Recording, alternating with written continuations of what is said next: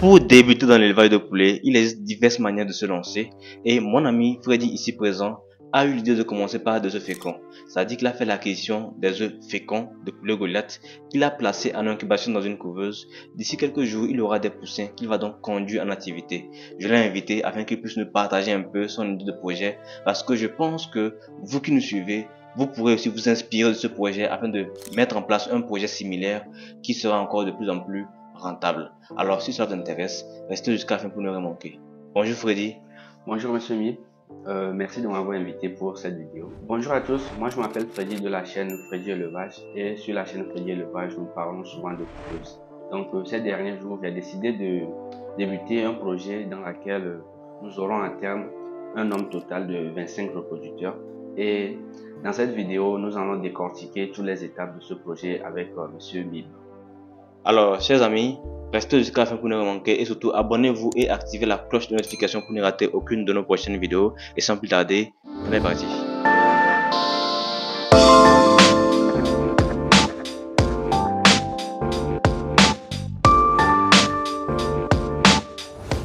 Salut à tous, j'espère que vous allez bien et bienvenue sur la chaîne. Si vous êtes nouveau, je suis Mib Amouzou et ici je vous parle d'élevage en Afrique. Aujourd'hui, je suis avec Freddy de la chaîne Freddy Élevage, comme il s'est déjà présenté.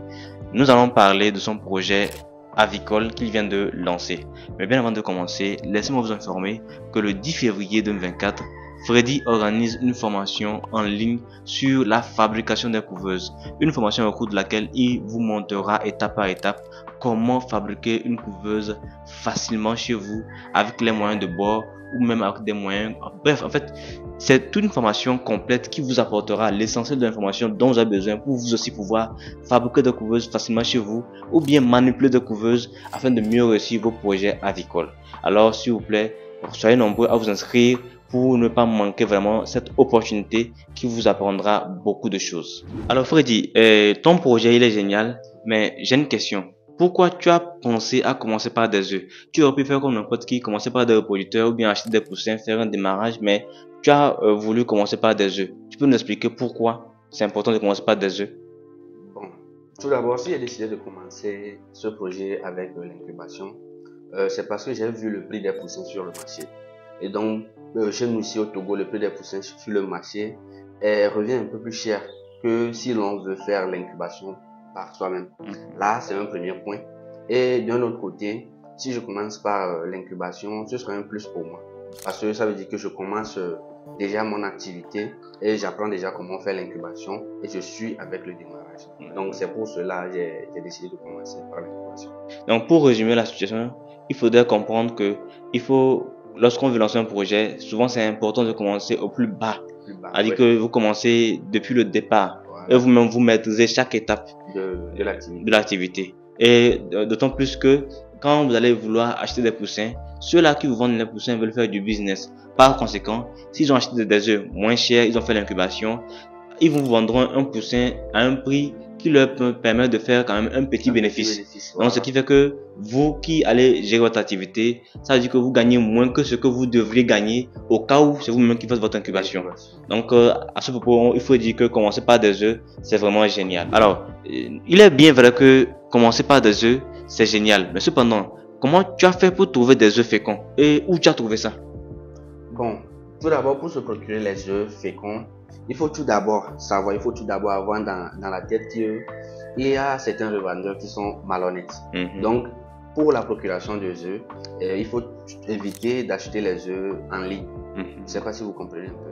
Il faut faire la démarche, aller vers le producteur, voir le producteur et par là, vous pouvez faire l'achat de vos œufs. Donc, par là, vous pouvez voir dans votre entourage s'il y a un producteur qui fait le type d'élevage que vous voulez. Vous allez vers lui et vous demandez à savoir si est-ce qu'il vend les œufs féconds. Donc là, vous pouvez facilement faire l'acquisition de vos œufs.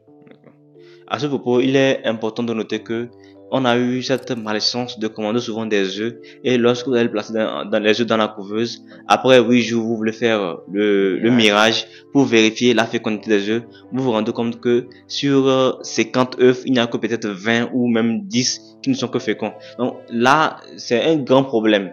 Les gens se lancent dans l'élevage de poulets parce qu'il y a peut-être un coq sur la cour et il a 10 poules ou bien 20 poules. Ils s'imaginent que lui aussi fait des œufs féconds. Mais ce n'est pas le cas. quand on va vouloir faire tester les œufs, les mettre en incubation, voir vraiment l'évolution, on se rend compte que les œufs ne sont pas du tout féconds. Donc, chers amis, quand vous voulez acheter les œufs, soyez rassurés d'aller chez un bon producteur des œufs. Comme Fred l'a dit, n'achetez pas les œufs en ligne. Pas parce que quelqu'un vous a contacté via WhatsApp, il vous a dit qu'il vend les œufs, vous allez aller vers lui. À moins que vous le connaissez auparavant. Voilà pourquoi nous, Freddy Élevage et Africa Breeding, proposons des œufs féconds que vous pouvez déjà commander chez nous. Il suffit de nous contacter, nous allons vous livrer les œufs féconds que vous recherchez, les œufs de poulet Goliath surtout, qui sont disponibles. Comment tu vas faire maintenant pour réussir ton incubation? Je sais que l'incubation, c'est beaucoup de paramètres, c'est carrément toute une leçon. Mais est-ce que tu peux nous dire dans les grandes lignes comment tu as fait pour réussir ton incubation? Mais en tout cas, j'aimerais déjà vous rappeler que le 10 février, Freddy organise une formation sur la fabrication et la manipulation des couveuses. Chers amis, inscrivez-vous parce que lui là, c'est vraiment un expert. Je vais pas dire que il connaît tout, mais c'est un expert en couveuse. Je vous invite vraiment à vous inscrire pour ne pas rater l'essentiel de l'information qui sera diffusée lors de cette formation-là, qui vous permettra vous aussi de pouvoir manipuler bien des couveuses et avoir de bons poussins quand vous faites une incubation. Alors Freddy, explique-nous dans les grandes lignes comment tu vas réussir ton incubation.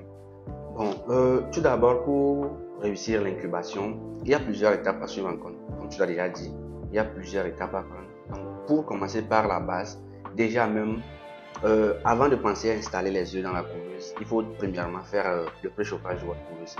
Donc, ce qui consiste à laisser la couveuse allumée pendant au moins 12 heures de temps pour que la température à l'intérieur soit bien acclimatée avant de faire l'introduction de vos œufs.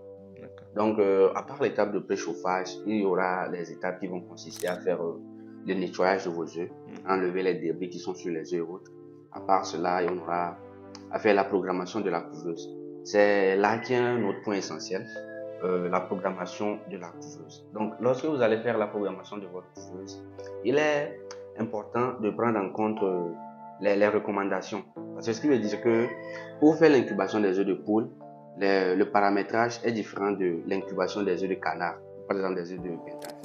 Donc, tout cela dont je parle, il y a tous ces paramètres qui sont à prendre en compte.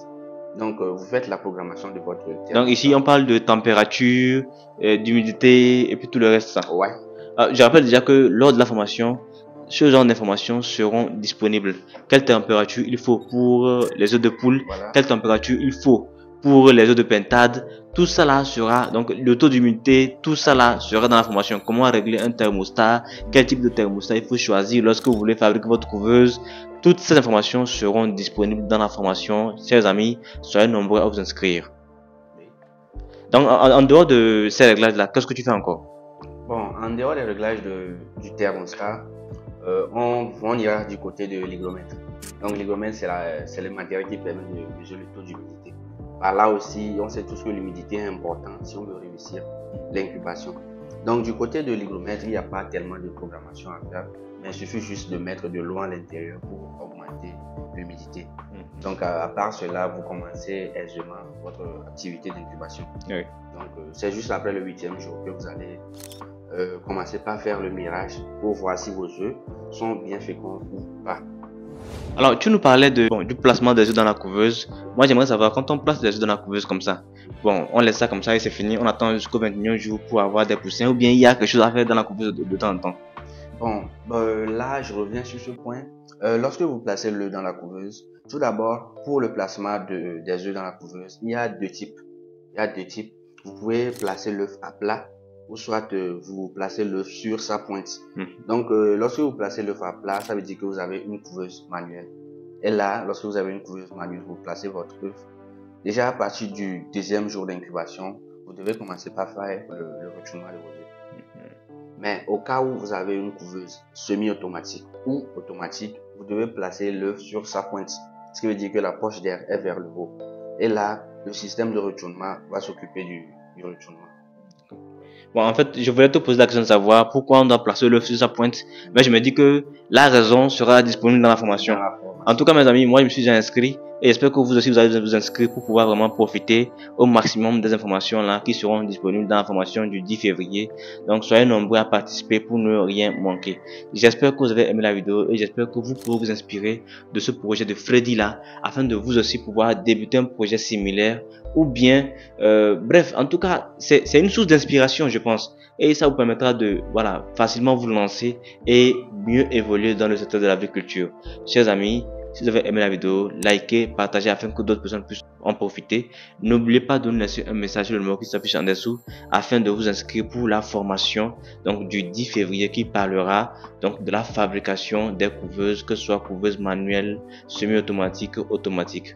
Freddy, avant de partir, est-ce que tu as un truc à dire à la communauté qui nous suit actuellement? Bon, là, si j'ai un mot à dire à tes abonnés, c'est que lorsque on veut débuter une activité, toute chose a un début difficile. Donc, la persévérance est nécessaire si vous voulez réussir dans le domaine de l'agriculture. Donc, persévérer. Alors, je vous remercie et sans plus tarder, on se dit à la prochaine dans une vidéo qui sera encore plus productive.